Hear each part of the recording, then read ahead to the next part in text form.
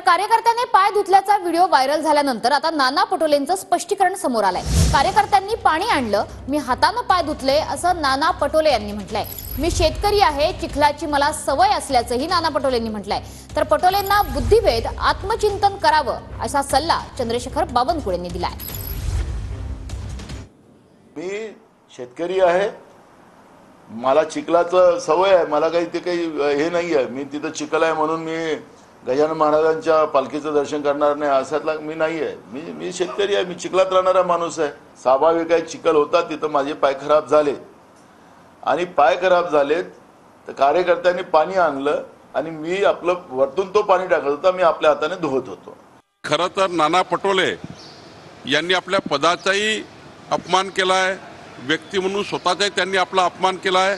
त्यांनी आत्मपरीक्षण केलं पाहिजे की या पद्धतीची शेतकऱ्याकडनं पाय धुवून घेणे, कार्यकर्त्याकडनं पाय धुवून घेणे आणि या पद्धतीचं नेतृत्व करणे हे शोभणारं नाही आहे। याचं आत्मचिंतन नाना पटोलेंनी केलं पाहिजे आणि भविष्यामध्ये त्यांनी त्यांची जी बुद्धी आहे तो बुद्धिभेद झाला आहे तो दुरुस्त केला पाहिजे।